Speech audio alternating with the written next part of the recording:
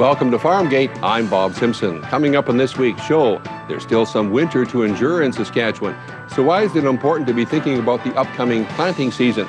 Wild boar were part of the farm diversification push in the province, but was that a wise decision? And in this week's Market Prospects interview, what's in the crystal ball for prairie agriculture? Stay with us. We'll pause briefly for our first commercial break. CTV News with Dan McIntosh and Heather Anderson. Market Prospects, delivering timely information and education to prairie farmers for 30 years. Market Prospects is brought to you by the University of Saskatchewan's Department of Bioresource Policy, Business and Economics, and these sponsors. Log on to marketprospects.usask.ca to view past programs and for information on upcoming programs.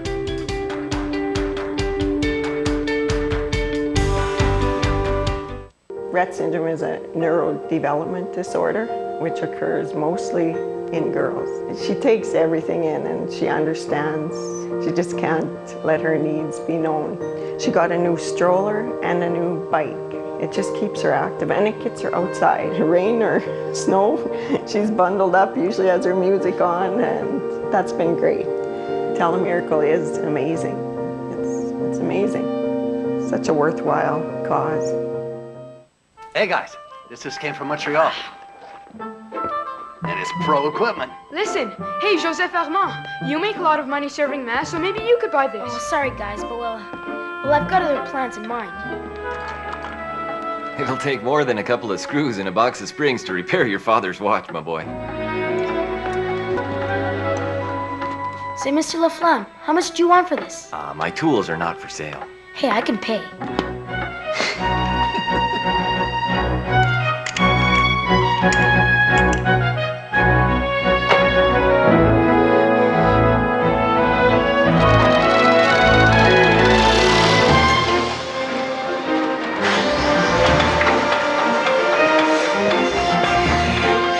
From his first experimental snowmobile to jet aircraft, Joseph Armand Bombardier's vision would eventually circle the world, thanks to the company that still bears his name. We're still months away from the annual spring seeding season in Saskatchewan, but farmers are being urged to evaluate their seed supplies now to ensure that what they plant will help produce high-yielding, quality crops. It's peak season at Discovery Seed Labs in Saskatoon. The seed testing company has been running at full capacity since last fall's harvest in Saskatchewan. Seed samples sent in by farmers are tested for germination, vigor, and the presence of disease. It's expected Discovery Seed will have analyzed over 13,000 seed samples before the start of the new growing season. And the company's president urges producers to evaluate their seed needs early to ensure they have good quality seed to plant in the spring. Don't wait until March to try and find your seed. If you know you need seed, you better be outsourcing it now because the real good stuff, especially in the barleys and the lentils, are going to disappear real quick. Carrier says there will likely be a shortage of quality seed for lentils and peas because the acreage seeded to both pulse crops on the prairies is expected to jump. And he says there are mixed results in tests on barley seed, which could make it challenging for some farmers to access seed for that cereal crop. Anything that came off before the bad weather hit last fall is pretty good, but anything that came off after that, and the longer it sat out, the worse it's gotten. It's all pre-germinated out in the field, and it only germinates once. Seed testing can help farmers determine the optimum seeding rates for crops. Pinpointing the amount of seed needed helps save them money. A lot of farmers typically will say, well, for example, with a red lentil, I put in 60 pounds, I put in a bushel. Well, with seed prices today at 65 cents, 70 cents a pound, if you can cut down, 10, 15 pounds an acre, you're starting to save some pretty major dollars pretty quickly. And cost efficiencies at seeding time can make all the difference to the bottom line in crop production. Prairie farmers are busy choosing their seed supplies for the new planting season. Dale Hunter takes a look at this issue in this week's Spotlight on Agriculture. Dale? Well, thank you very much. And on today's Spotlight on Agriculture, we are talking about certified seed. And I'm joined to discuss that topic from Mr. Mitchell Japp, the certified cereal seed specialist for the province. Is that right? Just cereal crops. Cereal crop specialist. All right. Well, thank you very much for joining us today. So tell us, what is certified seed? Well, certified seed is a level of pedigreed seed, and pedigreed seed is something from the Canadian Seed Growers Association. They are given the authority under the Seeds Act to be the certifier for pedigreed seed. And basically, when you're getting certified seed, you're looking at getting varietal purity, freedom from other impurities, so other crop types or weeds, and also get the germination. Okay, so what is the advantage of this, and why would you choose certified seed over just using something you have yourself? Certified seed is the avenue from the plant breeders to the farmers, and it comes through the pedigreed seed chain, and that's the way to get access to the newest genetics, so the top yielding varieties, best disease resistance. We had a study recently that showed on average a 0.67% per year yield increase with the new genetics. So there's some pretty good reasons there alone, but certified seed is also because it has that freedom from impurities, a good way to keep the farm clean. Okay, so I guess with all those advantages, why wouldn't you buy certified seed?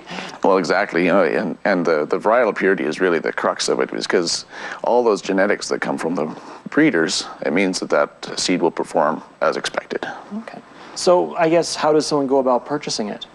So to purchase it, it is pedigreed seed growers. You can access information from them from the Saskatchewan Seed Guide, and then from the websites, the Canadian Seed Growers. They have a seed locator, and also from the Provincial Seed Growers Association, the Saskatchewan Seed Growers Association. Okay, how does it look as far as cost-wise, I guess? Is it an expensive option? Or? Well, when you break it down, the cost of it, when you look at your own seed, you have to consider what the opportunity cost of selling that seed as grain would be, plus added costs for storage, added costs for cleaning that seed, and even then, when you compare it to pedigreed seed, it still doesn't have the same level of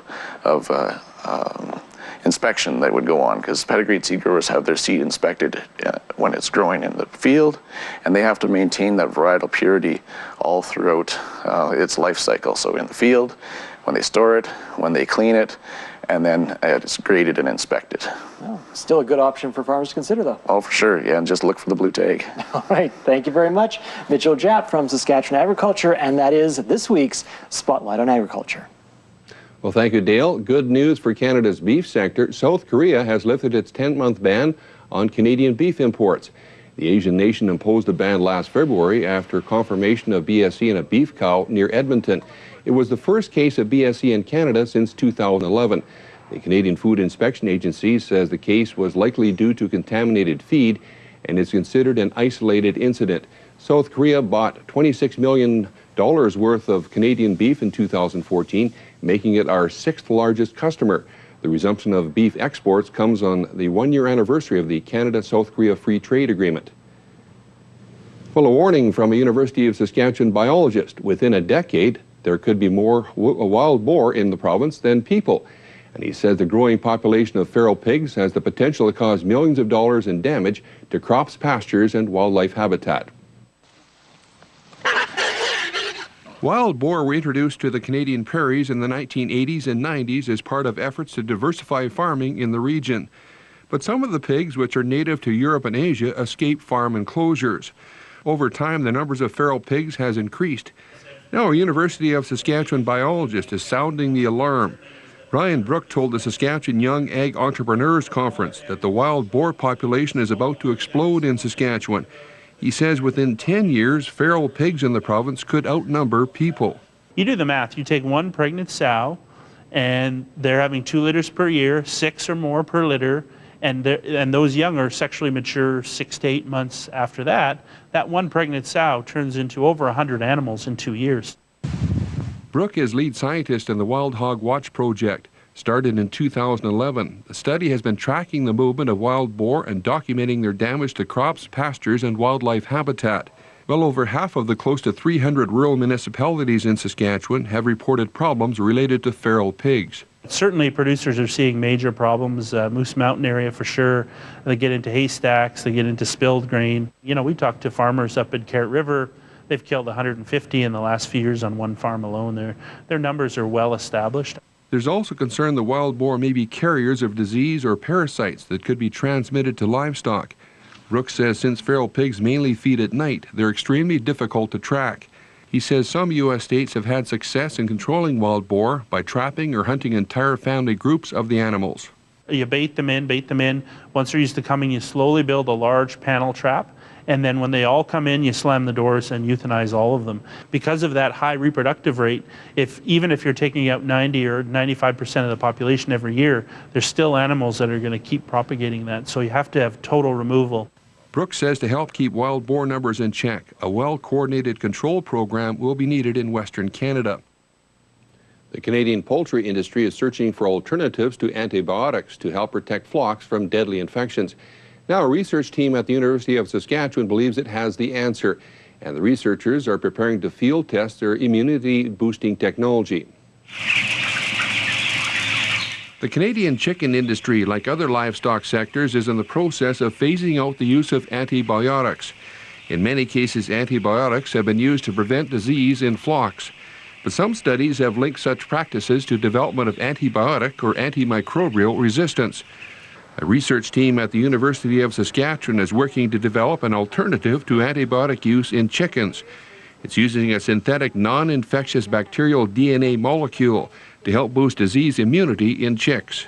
The body is recognized as a danger signal and say something foreign came in, but in fact it is not dangerous. But the body is ready to fight against real infections. Susantha Gomez has been fine-tuning his synthetic molecule technology over the past 10 years. He's found that chicks treated with the molecule have an 80% survival rate, compared to the 30% for non-treated chicks. Probably this molecule works even better than antibiotics. I put it that way. And the problem is we can't really inject the bird, so we have to find the different ways of delivery. One area of the study is examining the effectiveness of injecting the molecule into the embryonic sac of incubating eggs. Chicks hatching a few days later would then have built-in immunity to disease. Antibiotic can be against only one infection or one bacteria, but this can actually give a danger signal against, cause a danger signal and prepare the body for many kinds of infection. Researchers are also looking at using an aerosol spray where groups of chicks would breathe in the molecule. We are working on a device and a chamber. This we have identified as a really productive and a very industry feasible method to deliver the molecule to newly hatched chicks. Field trials in the project are expected to be carried out in Saskatchewan and British Columbia later this year. It's hoped the technology can be commercialized within 2 years. It has been 5 years in the making, but a project to develop Saskatchewan's new Agri-Food Innovation Centre is now underway. Once the multi-million-dollar facility is operating, it should vastly enhance food product development here in the province. The idea here is that companies come in and they rent the space for a period of time to do manufacturing. It's taken much of his time and energy the past 5 years. But Dan Prefontaine says construction of the Saskatchewan Agri-Food Innovation Centre now has the official green light. A building formerly owned by a metal fabrication company in Saskatoon's Holiday Park industrial area is to be transformed into the multi-million-dollar centre. That's the existing building, about 22,000 square feet, and we're going to renovate this building to use it for new product development, labs, new office space, new incubator space, and then we're going to be adding on a 10,000 square foot addition onto it specifically for business incubation. The facility will act as an extension of the Saskatchewan Food Centre, a non-profit organization that helps processors and entrepreneurs develop value-added food products. The Food Centre will continue operating on the University of Saskatchewan campus with a focus on meat and dairy product research. It's expected the additional space and equipment at the Innovation Centre will help develop, test, and commercialize plant-based food products for both the domestic and international markets. One of the challenges that the food industry has is having facilities that are actually suitable and are certified for export outside of the province. And so this facility will have that certification, which will make it a lot easier for companies that want to do product development, want to do processing, and then actually export that product outside of the province. Construction on Saskatchewan's new Agri-Food Innovation Centre is expected to wrap up later this year. Prefontaine is looking to hire more staff for the facility. By the summer of this year, we'll probably have an additional 5 staff, and we believe that the incubator will employ, when it's fully operational, will employ about 35 staff. The facility could begin accepting clients by the start of next year. And up next on Farmgate, the impact of world events on Canadian crop production.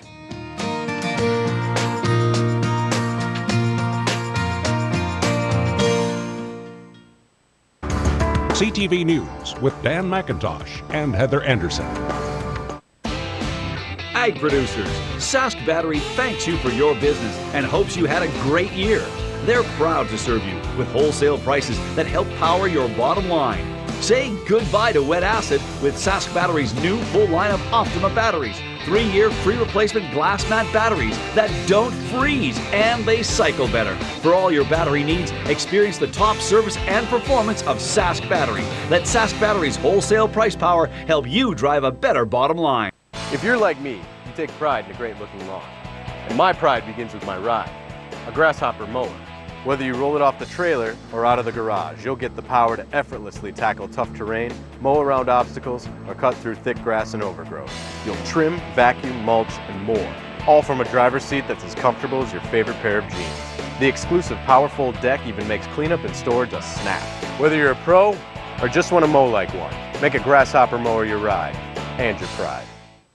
I want to pat my kid on the back for giving his all and see him thrive in a positive environment. I want to go with him on a road trip and watch him make friends for life. But I can't. And it tears me up. If you want to play, call Jumpstart. Because we all play for Canada. Closed captioning of this program is brought to you in part by Bell. Enjoy the bundle that has it all, featuring the best TV service, fast internet, and reliable home phone.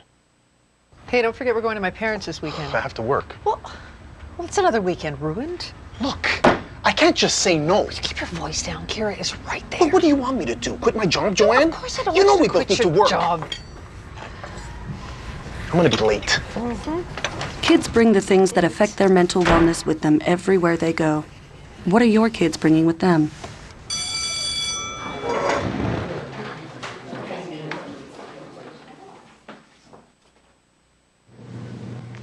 On Market Prospects interview this week, we zero in on the economic situation and outlook for prairie agriculture. Joining us from Regina is Michael Hoffert, President and Chief Executive Officer with Farm Credit Canada. Mr. Hoffert, it's a pleasure to have you on Farmgate. Welcome. Thank you for having me.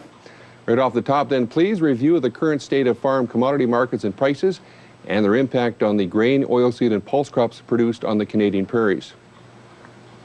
Yeah, it's a pretty good news story right now, actually. If you look at what's happening in the pulse sector, some extraordinarily good pricing coming out of the 2015 crop, and looking like we're going to see that into 2016, just based on some of the supply challenges out of India, which is a good news story for prairie producers for sure.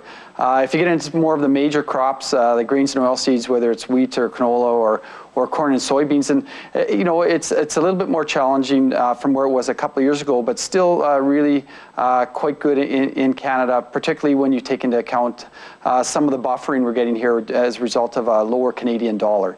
But those prices have fallen back a little bit, but they're kind of moving sideways now, and that's in line with what was forecast even a year ago. So how will the current and expected exchange and interest rates affect Canadian prairie farmers as they market last year's crop and prepare to produce this year's crop? Yeah, I think we can expect interest rates starting with that we are going to see continued really quite remarkably low interest rates for at least 2016 and into 2017. And if and when things start to move, that they will move up at quite a gradual rate, which is allows some producers, I think, to be able to kind of plan ahead in that regard. With the current Canadian dollar situation, we're just above 70 cents right now, really driven by commodity prices, in particular petroleum prices and some of the other commodities that we do export, and that does look like that's going to continue on, which is supportive of grain prices that are set at typically in U.S. dollars, and so I think producers can expect to kind of have that kind of support into the next year, which is, as I say, a positive news story for our producers here. What other issues would be important to watch for the rest of the 2015-2016 crop year at the farm level and for the prairie agriculture situation in general? Yeah, I think the things that I would look out for, if you look internationally, starting there, is just what's happening with those major economies around the world. The U.S. economy's picked up steam and is looking stronger than it was a year or two ago, and hopefully that will continue on, and that's a major export market for Canadian products. And then you've got the situation that's going on in China, and just this week, first week of January, a lot of turmoil in that marketplace as it transitions from being an economy that was based a lot on exports, a lot on infrastructure investment and growth, and more into a consumer-based economy, and there's some pain that happens with that, and will that impact food imports and sort of food prices and what happens in that Chinese market? And with so many people there, it does have it does have some impacts. If you get past that, I think taking a look at what's happening weather-wise around the world, not only here, it's a big El Nino year, so what's happening in some of those major growing areas, whether it's South America or the former Soviet Union, from a weather and growing perspective, I think that's something to keep an eye on. And just getting ready for the crop here and doing our own crop planning that needs to take place every year as well. What should farmers consider when choosing a crop mix and for contracting production prior to seeding this spring? Yeah, for crop mix wise, I think the key is always based on a few key factors. One would be just agronomic factors that come into play. Unless you're planning to wrap up your farm in the next year, you need to be planning ahead. So what's the proper mix for your operation from an agronomic perspective to set yourself up for success, not only this year but into the years ahead. And then it gets into where can you optimize or maximize your profitability in your operation, and at the same time looking at that, what does that mean from a risk perspective, or how much volatility are you willing to accept on your farm? So that can often drive, I think, crop mix. From a contracting perspective, a lot of people have different rules of thumb. Often we see people that are 25% of the crop is priced before April, and then 25 by the end of August. And then you get into depends on the producer in terms of what they want to do from there. But I think there's opportunities to price in profit this year, and for sure we would anticipate that we would see that from many producers. And last question, what's the situation and outlook for farm input prices on the Canadian prairies in 2016? If I look at that primary, and I'll start with farmland, and Farm Credit Canada, of course, is very involved in that side of the business. We do anticipate that we're going to see a slowing rate of increase in terms of farmland values from where we were a couple of years ago with double-digit increases, probably expecting something more consistent with historical levels of increase, in that single-digit areas, depending on which area of the country you're in. Rental rates are generally pretty sticky on the way down, but we're seeing some repricing on some of the rental rates based on current crop prices, which is something that, will take place over time. And then it just varies from there. Equipment-wise, new equipment's quite high priced based on that Canadian dollar, and a bit more challenging, but we're hearing some deals getting done now where they've been able to make some things work. But there's a lot of equipment that was changed out in the past number of years, so there's some great very good used equipment that is available on dealer lots, and I think some producers will be able to kind of manage some of their costs looking that route versus maybe new in this type of a circumstance. And then on the input side, it just varies. Lower natural gas prices should lead to lower input prices as it relates to nitrogen. But time will tell with that. Based on the Canadian dollar, it does kind of impact a little on the fertilizer prices as well, being priced in international markets. So a bit of a mixed bag. We do anticipate that it will be, for sure, a net profitable year in all of the major commodities that we would grow in the prairies here. And, barring any kind of weather events, that's what we're looking forward to. Well, thank you again for your time and insights, Mr. Hoffert. Thanks very much for having me. Farmgate returns after a short break.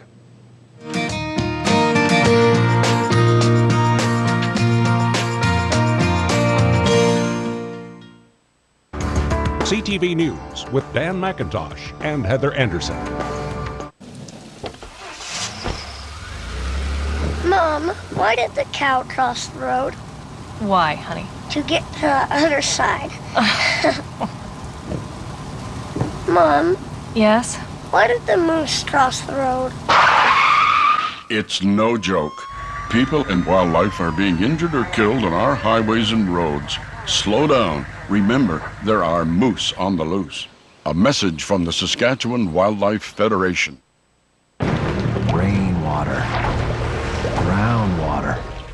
Problem water. With Culligan water, cleaning is easier. Laundry is softer, and soap rinses clean away. For a limited time, Culligan water is just $9.95 per month. Call or go online today. Sing for your summer with the Saskatchewan Express Touring Musical Review. Auditions are being held for singers and dancers January 30th and 31st. Applications are available on their website. Make your summer sizzle with Saskatchewan Express. CTV is proud to support Kinsman Telemiracle Helping Hands. Donate $1 or more and you'll receive a helping hand at a participating merchant. Your donation helps fund special needs equipment or access to medical treatments. Kinsman Telemiracle Helping Hands, proudly supported by CTV.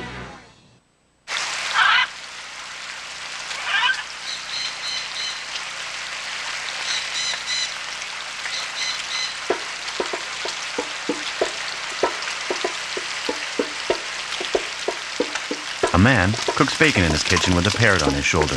His girlfriend taps on a drum. Without description, someone who can't see this might think it was a rainforest. Find described video for those who are blind and partially sighted with AMI's DV guide at ami.ca. Tim Hortons Dark Roast Coffee. A blend of 100% Arabica beans roasted with care and brewed for a rich, full flavor and smooth finish. With over 150 million cups served, we seem to be onto something. Try it today. Well, it's out with the old at Regina's exhibition grounds. Demolition started this past Thursday on 14 buildings at Evraz Place. Equipment was brought in to tear down the decades-old structures. The demolition is making way for a brand new International Trade Center. It will house 3 multi-purpose facilities as well as a mezzanine. The new building will be used year-round for all kinds of events, including hosting Canadian Western Agribition and Canada's Farm Progress Show. Some of them are around trade and consumer shows that we have in mind that we can add. There'll be opportunity for other large catered functions in a better quality venue than we've had. And last but not least, you know, with the new Mosaic Stadium coming up and going online in 2017, it will be coming online with our new International Trade Center. Construction on the 150,000 square foot facility is scheduled to be completed in the fall of 2017. Another eager person has been handed what the government calls the best job ever. Neil Fisher from Saskatoon is the 2016 Saskatchewan Wanderer. He was officially given the special designation this past Friday. Fisher is both a photographer and videographer, and he also loves to travel. As a Saskatchewan Wanderer, Fisher will document his journey across the province, including a rich farmland, for Tourism Saskatchewan. I don't know the year in total yet. I mean, we're sitting down and kind of exploring many options. It's looking like it's going to be a great start, though. Is there anything that you're really looking forward to? Everything. I would love to see Cypress Hills, go canoeing, see Grey Owl's Cabin in PA, yeah. The United Nations has declared this the year of the pulse. I think kind of exploring the pulse crops that this province produces, I think would be a lot of fun. Fisher holds the title of Saskatchewan Wanderer for a year. The job has been around since 2011. If there's something you want to see or show here on Farmgate, please write us. Our postal address is 216 First Avenue North, Saskatchewan. And that's the program for this week. I hope you enjoyed it. Bye for now.